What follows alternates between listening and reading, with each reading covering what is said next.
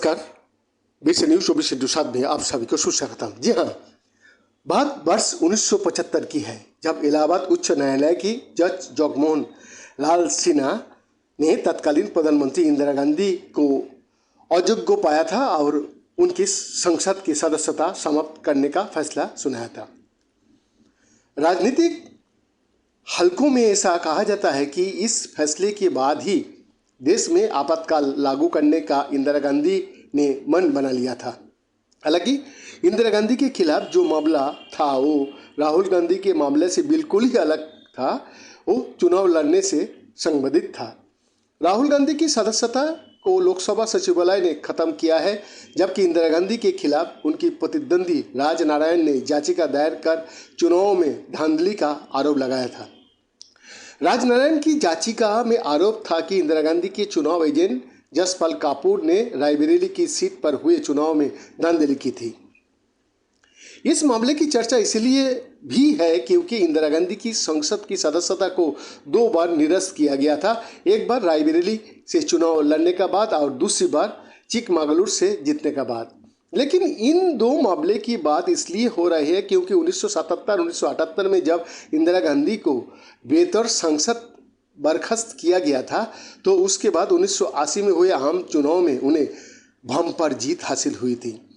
वरिष्ठ पत्रकार जयशंकर गुप्त ने बीबीसी से बात करते हुए कहा कि बावजूद इसके कि इंदिरा गांधी की सदस्यता को 2 बार जिस तरह से निरस्त किया गया है वो राहुल गांधी के मामले से बिल्कुल अलग है, लेकिन राहुल गांधी के मामले में सत्तारूढ़ भारतीय जनता पार्टी साफ तौर पर अब दबाव में दिखने लगी है। वो कहता है कि जिस तरह से सरकार के सभी मंत्री और बड़े नेता बयान दे रहा है, उससे भी ये संकेत साफ तौर पर जनता के बीच जा रहा है कि सरकार अदानी के मामले में दबाव में आ गया है।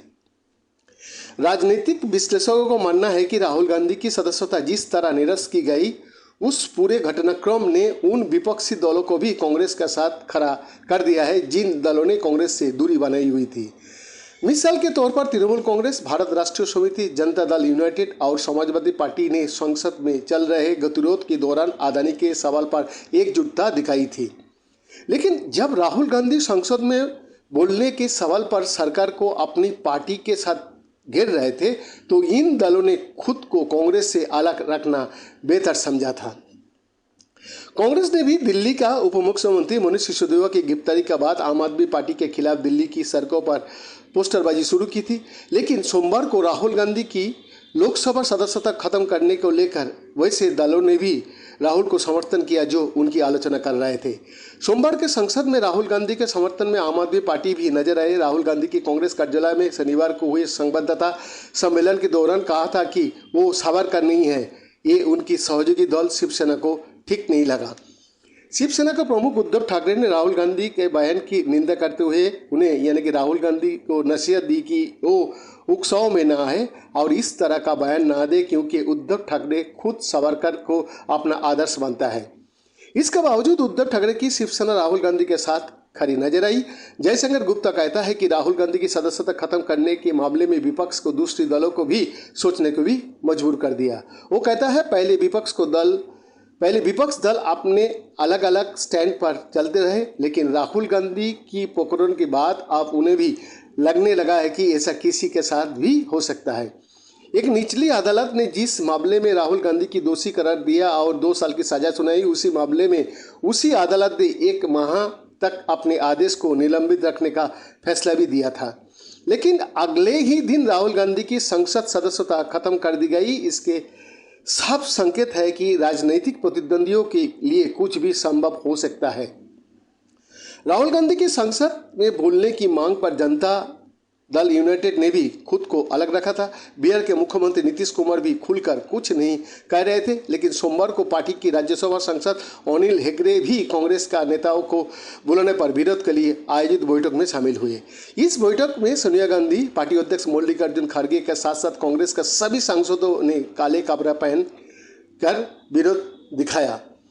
लेकिन अभी तक विपक्ष का जिन नेताओं ने राहुल गांधी को प्रकरण से खुद को दूर रखा था, उनमें मायावती, आंध्र प्रदेश का मुख्यमंत्री जगन मोहन रेड्डी और उड़ीसा का मुख्यमंत्री नवीन पटनायक शामिल हैं। जनता दल यूनाइटेड के दिल्ली स्थित राष्ट्रीय सचिव नीरज ने बीबीसी से बात करते हुए ये स्वीकार किया कि राहुल गांधी को प्रकरण ने विपक्ष में जान डालने का काम किया है। वो कहता है कि इसलिए विपक्ष का दल मतभेदों के बावजूद कांग्रेस का साथ आया है, क्योंकि भारतीय जनता पार्टी सत्ता के दुरुपयोग कर रही है और लोकतांत्रिक संस्था को कुचल रही है। उनका कहना था कि बैंकों का पैसा लेकर विदेश भागने वालों में कोई अन्य पिछड़े वर्ग का व्यापारी नहीं थे, लेकिन भाजपा इस पर तिक्रम कर रही है। एक तरफ शिक्षा के अधिकार का तहत पहले से सरकार 8वीं कक्षा के गरीब बच्चों को केंद्र सरकार ने छात्रवृत्ति खत्म कर दी है और दूसरी तरफ ओबीसी की हिमायती होने का ढोंग भी कर रही है। कांग्रेस का नेता संजय निरुपम कहता है कि राहुल गांधी के मामले में भारतीय जनता पार्टी ने जल्दबाजी से काम लिया है। वो कहता है कि जो कुछ हुआ उससे आम लोगों की धारणा भी बन गया है कि गलत हुआ।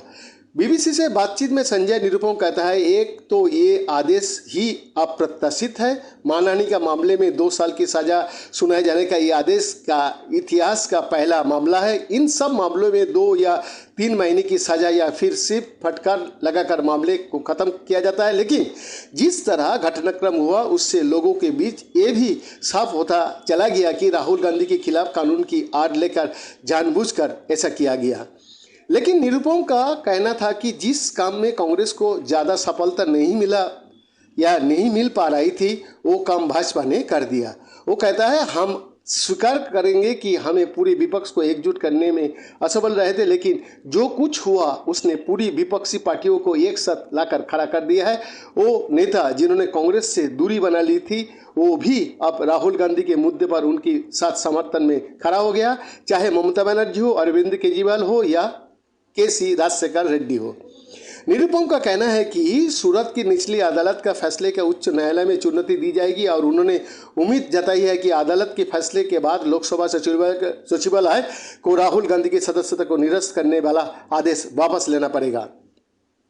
राजनीतिक हल्के में राहुल गांधी के इस बयान की चर्चा भी हुई है, जब उन्होंने कहा कि वो जेल जाने से नहीं डरता और अगर उन्हें आजीवन संसद से अयोग्य भी करार कर दिया जाता है तब भी वो लोकतंत्र को बचाने के लिए बोलते रहेंगे और सरकार से सवाल पूछते रहेंगे। इस बयान को अलग अलग तरह से व्याख्या की जा रही है। कुछ लोग मानता है कि राहुल का बयान से उनके आक्रामक तेवर का संकेत मिल रही है। कुछ विश्लेषकों को लगता है कि राहुल गांधी की सदस्यता निरस्त होने और उसके बाद उनके आक्रामक तेवर से लगने लगा है कि कांग्रेस आक्रामक रवैया के जरिए खुद को पुनर्स्थापित करने की कोशिश करेंगी। राजनीतिक टिप्पणीकार विद्याभूषण रावत मानता है कि जो आज भाजपा कर रही है वैसा कभी कांग्रेस भी किया करती थी। उनका कहना है, यूपीए के दूसरे कार्यकाल में सरकार का मंत्रियों ने जमकर मनमानी की, वही वजह है कि कांग्रेस को इसका संगठन का स्तर पर नुकसान हुआ और लोगों के बीच उसकी शक भी कम होती देखी। इसमें कोई शक नहीं कि राहुल गांधी ने कांग्रेस में जान डालने की कोशिश की है और वो कामयाब भी होने दिख रहा है।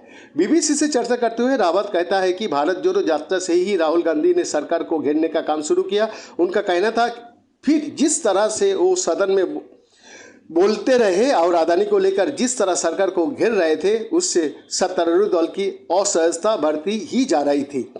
राहुल के बयान के बाद इसके संकेत मिलने लगा है कि वो कोई भी कुर्बानी देने का मन बना चुका है, जेल जाने का भी मन बना चुका है। इससे कांग्रेस का फायदा ही होता दिख रहा है। कांग्रेस के लिए सिर्फ यही एक विकल्प था अपने अस्तित्व को बचाने का और वो विकल्प भाजपा ने उसी थाली में परोस दिया। जब देखना होगा, यानी कि अब हम लोग देख पाएंगे कांग्रेस इसका कितना फायदा उठा पाती है। वैद्यनाथ दास का रिपोर्ट, बीट न्यूज़ 24/7।